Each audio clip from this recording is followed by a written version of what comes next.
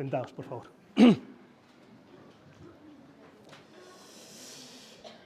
Queridos niños de catequesis y sus padres, sus familias, bienvenidos, queridos hermanos de los distintos países de Hispanoamérica que hemos sido convocados. Elsa, en primera fila, desde Cuba, bueno, no has venido desde Cuba, pero bueno, tenemos hermanos venezolanos, aquí ya tenemos hermanos mexicanos, tenemos hermanos colombianos. Bueno, levantad la mano, ¿no? Haced algo. A ver, muy bien. Tenemos hermanos de Ecuador, de Perú. Tenemos hermanos de Perú. Muy bien. ¿Alguna nación más, hermana, que me falte? Argentina, Pancho, ¿dónde estás? Ahí en la última fila, claro, como para verte. República.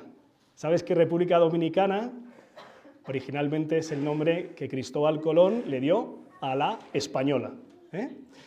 ¿Hay algún español por aquí? ¿Sí? Muy bien. Bueno, bienvenidos todos. Hoy os quiero hablar de 2 viajes y una columna. Os cuento el primer viaje, a ver si soy capaz de hacerlo así un poquito ágil para vosotros, pequeños. Es que hoy es un día un poquito especial. Mirad, este primer viaje, el almirante que llevaba el viaje pensaba que iba a durar 20 días. Colón pensaba que iba a llegar a Oriente, yendo por Occidente, en unos 20-25 días. Él había hecho cálculos que llegaría a Zipango, que es como conocían a Japón en aquel tiempo, si no me equivoco, en unos 20-25 días. Así salió del puerto de Palos, de la frontera, la Niña, la Pinta y la Santa María, que era la que él comandaba. Y le escribió una relación con destino a la reina Isabel, a la que convenció después de una década intentando que financiaran su aventura. Y al final, después del final de la Reconquista, un 2 de enero de 1492, la reina accedió a financiar esta aventura, que lo era. Y salieron con mucha osadía, ciertamente, porque se decía que en el Atlántico encontrarían dragones. Y esa es la razón por la que en la bandera de España las columnas de Hércules, que originalmente las columnas son Gibraltar y Ceuta, ¿sí? El estrecho de Gibraltar, y originalmente ponía non plus ultra, no más allá, porque si vas más allá te caes o te encuentras con los dragones. Esta era la mentalidad. Y por eso en nuestra bandera, que por cierto es una preciosidad, ¿verdad? En nuestra bandera pone plus ultra, más allá. Pero no fueron 20 días, tampoco fueron 30, no fueron 40, ni 50, ni 60. Se les acababan los alimentos, desesperados, varados durante varios días sin que el viento les impulsara aquellos barcos de vela.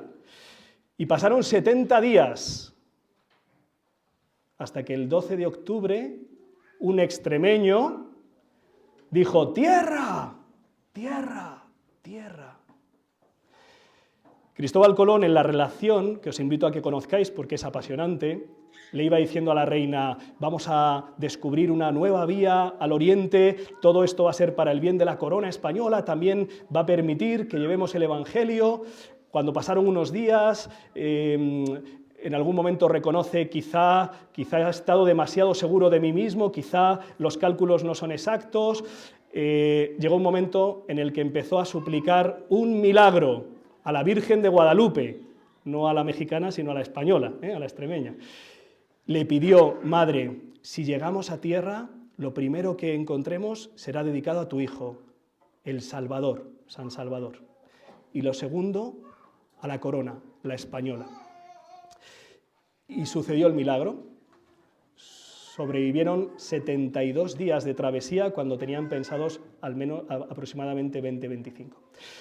Es un camino de fe.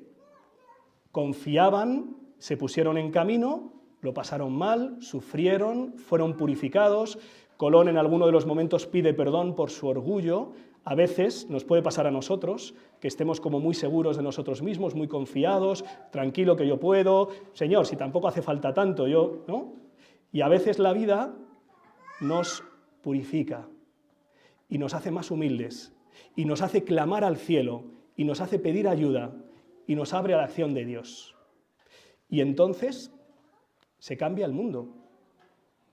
El 12 de octubre de 1492 cambió el mundo, hizo que se encontraran dos mundos. Una prueba es lo que vivimos aquí. El mestizaje, la transmisión de la fe, una cultura, una lengua, una historia, muchísimo que celebrar, muchísimo que celebrar. Errores, se cometieron errores muchísimos, ¿los cometemos nosotros? Estamos en una civilización, siglo XXI, con todos los adelantos técnicos, que no somos capaces de decir cuándo empieza la vida humana. Y si alguno te dice, hombre, está clarísimo, la vida humana está clarísimo cuándo empieza. Empieza cuando el espermatozoide y el óvulo se unen en la concepción. Está clarísimo, ahí está todo. Todo lo demás es un desarrollo, está clarísimo. Pues está clarísimo, pero no defendemos la vida humana desde el comienzo de la vida humana. Y nosotros miramos a lo mejor a 500 años diciendo, madre mía, lo que se cometió con algunos de los hermanos. Cierto, cierto, cierto. Pero nos cuesta más decir, oye, hoy nosotros tenemos algo que decir, algo que hacer para que sea una cultura y una civilización de la justicia, de la vida y del amor, y no del descarte, como decía el Papa Francisco, o de la muerte, como decía Juan Pablo II. Celebramos hoy el Día de la Hispanidad, yo lo hago con muchísima alegría, con muchísimo agradecimiento por tantos bienes compartidos. He tenido la oportunidad en mi vida, el año pasado, hacer misiones en México, he podido visitar Argentina, he podido visitar Estados Unidos y ver también la huella de la presencia de España, de la fe, del mestizaje y del enriquecimiento mutuo, ¿no? Ojalá lo cultivemos todo lo que nos une y lo que nos enriquece. Aprovecho para dar gracias en la parroquia, en esta joven parroquia de un año, hay una presencia de hermanos de Hispanoamérica, de distintos países, los que he mencionado y otros, que son un grandísimo enriquecimiento, y os lo agradezco de corazón y os pido que a los europeos, que somos muy fríos en el tema de la fe, nos hagáis un poquito más ardorosos en la fe. Segundo viaje, un viaje más corto, no fueron 72 días, eran apenas unos metros. Os contextualizo. Iban 10 leprosos. La lepra, pequeños, la lepra era una enfermedad terrible en el que a la gente se le caía la carne del cuerpo, se le corrompía y se le iban cayendo a trozos. A ver, Rafael, atento, que estoy explicando una cosa, escúchame. La lepra era terrible, tremenda, dolorosa, pero no solo, sino que además aislaba a las personas. Los pequeños sois muy pequeños y hace 5 años, durante la enfermedad del COVID y la pandemia, erais muy, muy pequeños. Pero hace 5 años nosotros experimentamos algo único en nuestra vida. Y es que podíamos ser un riesgo para la vida del otro. Y algunos, durante semanas o meses, evitaron el contacto para evitar el riesgo, que fue durísimo, ¿verdad? Fue durísimo, fue dolorosísimo, especialmente para nuestros mayores. Estos leprosos no solo estaban enfermos, sufrían, sino que además estaban aislados, fuera del poblado. Por eso reciben a Jesús fuera y por eso no se acercan a hablar con él, Rafa, sino que le gritan y le dicen así: Jesús, Maestro, ten compasión de nosotros. Y Jesús les dice: id a visitar a los sacerdotes. Solo podían visitar a los sacerdotes si habían sido curados. Si no estaban sanos, no podían visitar a nadie. Y ellos estaban enfermos. ¿Qué ocurre? Que se fían y se ponen en camino. Y poniéndote en camino y fiándote, dejas que Dios actúe.